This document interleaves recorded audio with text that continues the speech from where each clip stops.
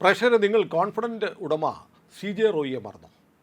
2026 ജനുവരി 30 ലാംഗ്ഫോർഡ്, ബാംഗ്ലൂർ ലാംഗ്ഫോർഡിലുള്ള അദ്ദേഹത്തിൻ്റെ ഓഫീസിൽ വെച്ച് അദ്ദേഹം സ്വയം വെടിവെച്ച് മരിച്ചത്. ഇൻകം ടാക്സ് ചോദ്യം ചെയ്യാൻ വന്നപ്പോൾ അവരെ ഇരുത്തിയിട്ട് ഒരു ഫയലെടുക്കാറുണ്ട് എന്ന് പറഞ്ഞ് കയറിയതാണ്. ജനുവരി 30 കഴിഞ്ഞു, ഇപ്പോൾ എത്ര മാസമായി? ഇതിപ്പോൾ മെയ് ആവുന്നു. എന്തായി ആ കേസിൻ്റെ അന്വേഷണം? എന്തായി? അതൊരു പുതിയ ഊരാണ്. സത്യത്തിൽ കേസ് ഇപ്പോൾ അന്വേഷിക്കുന്നത് ബാംഗ്ലൂരിലെ ജോയിൻറ്റ് കമ്മീഷണറായ വംശി കൃഷ്ണയുടെ നേതൃത്വത്തിലുള്ള പ്രത്യേക അന്വേഷണ സംഘമാണ്. അവർ ഈ കേസ് അന്വേഷിച്ചുകൊണ്ടിരിക്കുകയാണ്. പക്ഷേ കഴിഞ്ഞ ഒരു മാസമായിട്ട് കേസിൻ്റെ അന്വേഷണം നീങ്ങുന്നില്ല. അതിന് വളരെ പ്രധാനപ്പെട്ട ഒരു കാരണമുണ്ട്. ആ കാരണം ഞാൻ പറയാം. ആ കാരണം തിരഞ്ഞെടുപ്പാണ്. കേരളത്തിലെ തിരഞ്ഞെടുപ്പുമായി ബന്ധപ്പെട്ട് കർണാടക പോലീസ് നടത്തുന്ന അന്വേഷണം ഒന്ന് ഹോൾഡ് ചെയ്തിരിക്കുകയാണ് എന്നാണ് കർണാടകയിലെ എൻ്റെ മാധ്യമ സുഹൃത്തുക്കളിൽ നിന്ന് അന്വേഷിച്ചപ്പോൾ എനിക്ക് കിട്ടിയ വിവരം. പോലീസ് വഴിയും നമ്മൾ ചില കാര്യങ്ങൾ തിരക്കി. അപ്പോൾ അതിലേറ്റവും പ്രധാനപ്പെട്ട കാര്യം അശോക് നഗർ പോലീസാണ് CJ റോയിയുടെ ആത്മഹത്യയെ സംബന്ധിച്ചുള്ള കേസെടുത്തിരിക്കുന്നത്. അവർ പറയുന്നത് അസ്വാഭാവിക മരണത്തിന് കേസെടുത്തു. ആത്മഹത്യാ പ്രേരണ കുറ്റം ഇതുവരെ ആർക്കെതിരെയും ചുമത്തിയിട്ടില്ല. ഇൻകം ടാക്സ് ഉദ്യോഗസ്ഥരുടെ പീഡനം കൊണ്ടൊക്കെയാണ് എന്ന് അദ്ദേഹത്തിൻ്റെ സഹോദരൻ ആദ്യം പറഞ്ഞെങ്കിലും ഇപ്പോൾ കോൺഫിഡൻറ്റ് ഗ്രൂപ്പിൻ്റെ മാനേജിംഗ് ഡയറക്ടറായിരിക്കുന്ന ആൾ അദ്ദേഹം എന്ന് പറഞ്ഞാൽ അങ്ങനെയൊന്നുമില്ല. അത് സഹോദരൻ പെട്ടെന്നുള്ള വൈകാരിക ക്ഷോഭം കൊണ്ട് പറഞ്ഞതാണ്. അതിനിടയ്ക്ക് ഇൻകം ടാക്സ് നടത്തിക്കൊണ്ടിരിക്കുന്ന അന്വേഷണം റദ്ദാക്കണമെന്നാവശ്യപ്പെട്ട് റോയി മരിക്കുന്നതിന് മുമ്പ് കൊടുത്തിരുന്ന ഹൈക്കോടതി കൊടുത്തിരുന്ന ഹർജി അവർ പിൻവലിക്കുകയും ചെയ്തിരുന്നു. ഇതെല്ലാവർക്കും അറിയാം. പിന്നീട് ഏറ്റവും പ്രധാനപ്പെട്ട ചില സംഭവങ്ങൾ ഈ കേസിലുണ്ടായത്, ഒന്ന്, റോയിയുടെ 9 പേജുള്ള ആത്മഹത്യാക്കുറിപ്പ് കണ്ടെത്തിയിരുന്നു. അതുകൂടാതെ ബാംഗ്ലൂരിലെ ഒരു 5 സ്റ്റാർ ഹോട്ടലായിട്ടുള്ള ആഡംബര ഹോട്ടലായിട്ടുള്ള കോൺകോർഡ് ഹോട്ടൽ, ഈ കോൺകോർഡ് ഹോട്ടലിലെ മുറിയിൽ റോയ് വന്ന് താമസിക്കാറുണ്ട്. ഈ ആത്മഹത്യ നടക്കുന്ന ജനുവരി 30 മുമ്പും റോയ് അവിടെ താമസിച്ചിരുന്നു. അവിടെ നടത്തിയ പരിശോധനകളിൽ ചില കാര്യങ്ങൾ കിട്ടി. ഒന്ന്, ലൈവ് കാർട്രിഡ്ജുകൾ കിട്ടി. അതായത് ലൈവായിട്ടുള്ള വെടിയുണ്ടകൾ. അതായത് അദ്ദേഹം ഉപയോഗിച്ച 0.25 ബോർ പിസ്റ്റൾ, അത് ബ്രൗണിംഗ് അല്ലെങ്കിൽ ബെറേറ്റ കമ്പനിയുടെ പിസ്റ്റൾ ആയിരിക്കണം എന്നാണ് ഈ ആയുധങ്ങളുമായി വിവരമുള്ളവർ പറയുന്നത്. പോലീസ് ഏത് തോക്കാണെന്ന് പറഞ്ഞിട്ടില്ല. വളരെ ചെറിയ തോക്കാണ്, പോക്കറ്റിൽ സൂക്ഷിക്കാവുന്ന ചെറിയ തോക്ക്. അദ്ദേഹത്തിന് സുരക്ഷാ ഭീഷണിയൊന്നും ഉണ്ടായിരുന്നില്ല. പക്ഷേ ഒരുപാട് പണവുമായി സഞ്ചരിക്കുകയൊക്കെ ചെയ്യുന്ന ഒരു വ്യവസായ പ്രമുഖൻ എന്ന നിലയിൽ സംസ്ഥാനം മുഴുവൻ വ്യാപകമാകുന്ന ഒരു ലൈസൻസാണ്. കഴിഞ്ഞ 10 വർഷമായിട്ട് തോക്ക് ലൈസൻസ് ഉണ്ട്. ആ തോക്ക് കിട്ടിയിട്ടുണ്ട്. ഇതൊക്കെയാണ് ഇവർ. പക്ഷേ ഈ ഹോട്ടലിൽ നിന്നും വെടിയുണ്ടകൾ കണ്ടെത്തിയിരുന്നു. അപ്പോൾ അന്വേഷണ സംഘം സംശയിച്ചത് ഒരുപക്ഷെ ഹോട്ടലിൽ വെച്ച് ആത്മഹത്യ ചെയ്യാൻ അദ്ദേഹം ആദ്യം ആലോചിച്ചിരുന്നിരിക്കാം. അതുകൊണ്ടായിരിക്കാം അവിടെ വെടിയുണ്ട കണ്ടത്. പിന്നീട് ആ തീരുമാനം മാറ്റി സ്വന്തം ഓഫീസിൽ വെച്ച് ചെയ്തു എന്നാണ് പോലീസിൻ്റെ ഒരു നിഗമനം. ഇതൊക്കെ പുതിയ കാര്യമല്ല, പഴയ കാര്യങ്ങളല്ല. പുതിയ കാര്യത്തിലേക്ക് ഞാൻ വരാം. അതുകൂടാതെ പോലീസിന് 2 നിർണായകമായ വിവരങ്ങൾ കിട്ടിയിട്ടുണ്ട് എന്നാണ് പറയുന്നത്. ഒന്ന്, അദ്ദേഹം ചുവന്ന മഷിയിൽ എഴുതിയ ചില കുറിപ്പുകളുണ്ടായിരുന്നു. ചുവന്ന മഷിയിൽ എഴുതിയ കുറിപ്പുകൾ. അപ്പോൾ ചുവന്ന മഷിയിൽ എഴുതുന്നത് പെട്ടെന്ന് ഇമ്പോർട്ടൻ്റ് ആണ്, വളരെ പ്രധാനപ്പെട്ട. ആ കുറിപ്പുകൾ വീട്ടിൽ നിന്നും കിട്ടിയിട്ടുണ്ട്, ഓഫീസിൽ നിന്നും കിട്ടിയിട്ടുണ്ട് എന്നാണ് കർണാടക പോലീസ് പറയുന്നത്. രണ്ടാമത്തെ കാര്യം, അദ്ദേഹത്തിൻ്റെ ചില കോളുകൾ കണ്ടെത്തിയിട്ടുണ്ട്. പക്ഷേ കോളുകൾ ട്രേസ് ചെയ്യാൻ പറ്റുന്നില്ല. കാരണം സംസാരിച്ച കാര്യങ്ങൾ, ആരെ വിളിച്ചു, എന്തു പറഞ്ഞു എന്നത് ഒരു തരത്തിലും ട്രാപ്പ് ചെയ്യാൻ പറ്റാത്ത, എൻക്രിപ്റ്റ് ചെയ്യാൻ പറ്റാത്ത തരത്തിലുള്ള കോളാണ്. അതായത് ഇൻ്റർനെറ്റ് കോളാണ്, VoIP കോളുകളാണ് വിളിച്ചിരിക്കുന്നത്. ഈ കോളുകൾ വിളിച്ചിരിക്കുന്നത് ആരെയാണെന്ന് കണ്ടെത്താൻ പോലീസിന് വലിയ ബുദ്ധിമുട്ടാണ്. അപ്പോൾ അത് സൈബർ വിദഗ്ധരുടെ സഹായമൊക്കെ തേടിയിട്ടുണ്ടെങ്കിൽ പോലും റോയിയുടെ ഫോണിൽ നിന്ന് പോയിട്ടുള്ള ഈ വിവരങ്ങൾ വളരെ, ഈ ആരെ വിളിച്ചു, ആരുമായിട്ട് സംസാരിച്ചു, എന്ത് സംസാരിച്ചു തുടങ്ങിയ കാര്യങ്ങൾ കണ്ടെത്താൻ ആവാത്ത ഒരു കുരുക്കിൽ കർണാടക പോലീസ് പെട്ടിട്ടുണ്ട്. രണ്ടാമത്തെ കാര്യം, അദ്ദേഹത്തിൻ്റെ കത്തുകളിലും മറ്റ് ചില രേഖകളിലും ഈ ചുവന്ന മഷിയിൽ എഴുതിയ കുറിപ്പുകളും അടക്കമുള്ള കാര്യങ്ങളിൽ വളരെ പ്രധാനപ്പെട്ട ചില പേരുകളുണ്ട്. കർണാടകത്തിലെയും കേരളത്തിലെയും ചില രാഷ്ട്രീയക്കാരുടെ പേരുണ്ട്. കർണാടകയിലെ ചില രാഷ്ട്രീയക്കാർക്ക് വളരെ അടുത്ത ബന്ധമുള്ള കേരളത്തിലെ രാഷ്ട്രീയക്കാരുടെ പേരുണ്ട്.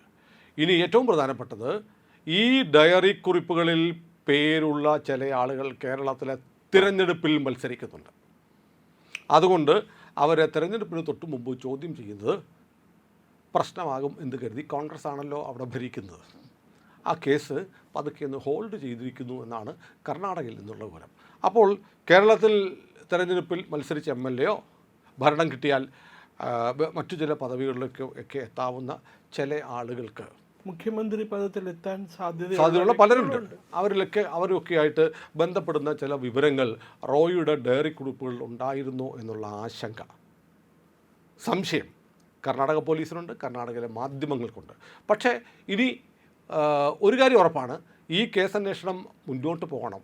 തങ്ങളുടെ അച്ഛൻ അല്ലെങ്കിൽ തൻ്റെ ഭർത്താവ് അതല്ലെങ്കിൽ തങ്ങളുടെ കമ്പനിയുടെ നായകൻ എന്തുകൊണ്ട് കൊല്ലപ്പെട്ടു എന്ന വിവരം അറിയാൻ ആ കുടുംബത്തിന് അത്ര വലിയ ആകാംക്ഷ ഉള്ളതായിട്ടൊന്നും കാണുന്നില്ല. ഇതുവരെ അന്വേഷണം ഇഴഞ്ഞു നീങ്ങുന്നു. അന്വേഷണത്തിൻ്റെ പുരോഗതി എന്താണ് എന്ന തരത്തിൽ അല്ലെങ്കിൽ അന്വേഷണത്തിൽ പിഴവുകളുണ്ട് എന്ന് തുടങ്ങിയ പരാതികളൊന്നും കുടുംബത്തിൻ്റെ ഭാഗത്ത് നിന്ന് വന്നതായി മാധ്യമ വാർത്തകളിൽ കണ്ടിട്ടില്ല.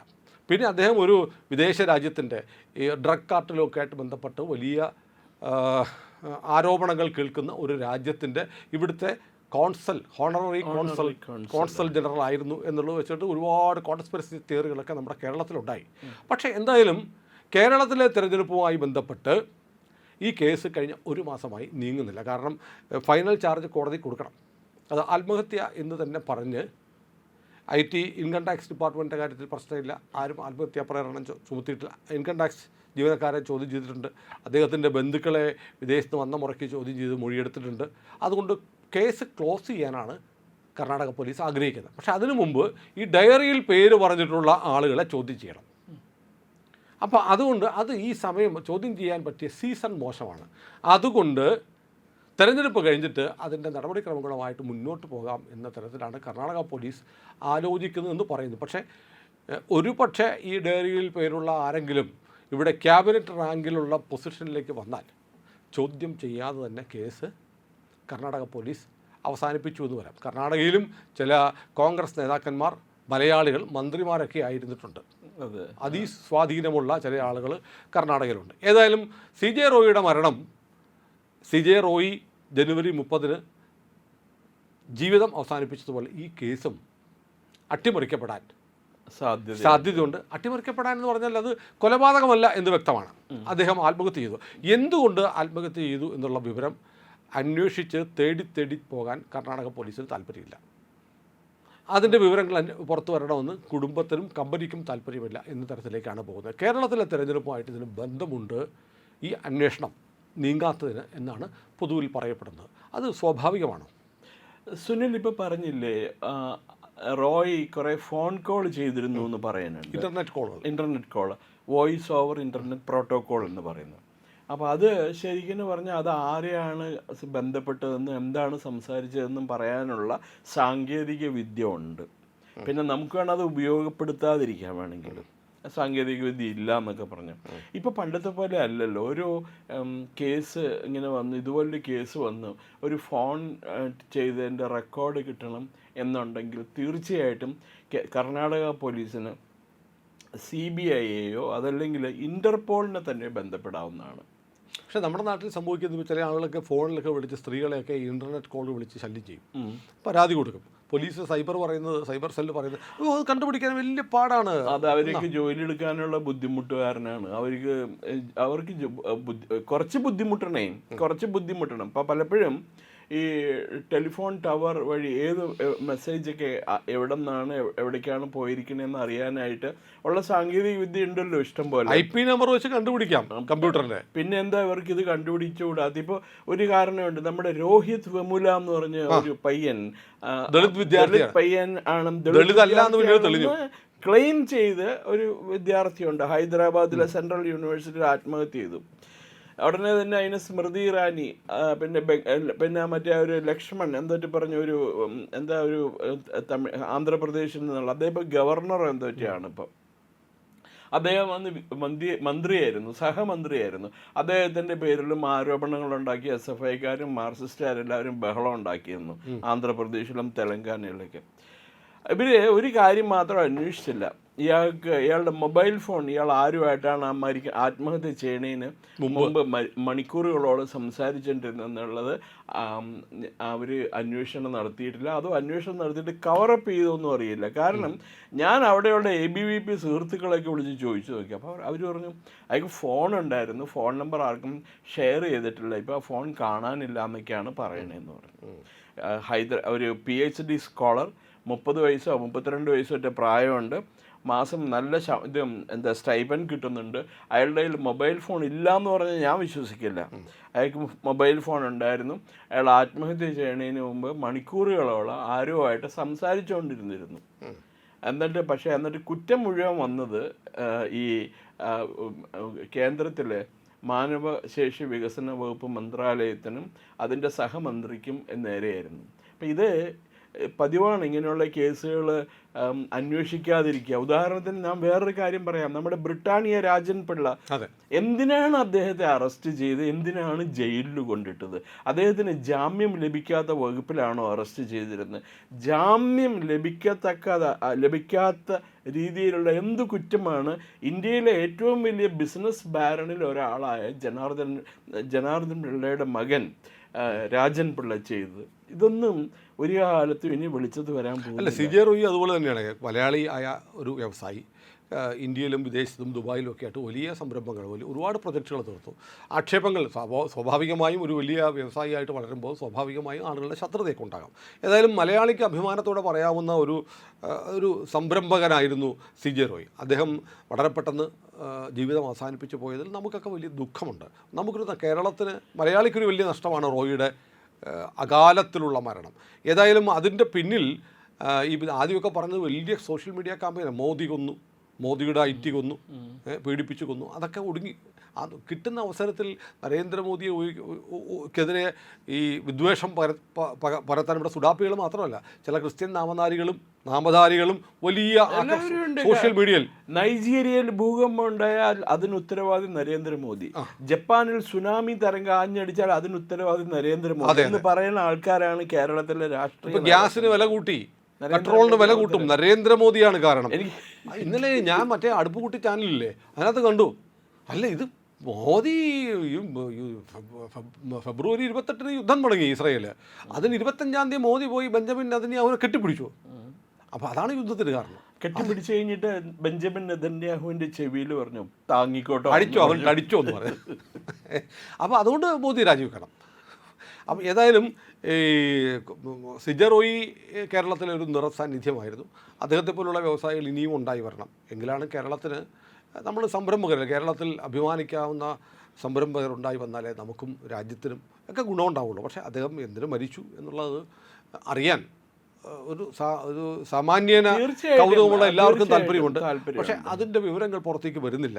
അത് ഞങ്ങളുടെ റോയി മരിച്ചു, നിങ്ങൾക്കെന്താ എന്ന് കമ്പനിക്കാരോ വീട്ടുകാരോ ചോദിക്കുമെന്നറിയില്ല. അങ്ങനെയല്ല, കേരളത്തിൻ്റെ ഒരു പുത്രനാണ്.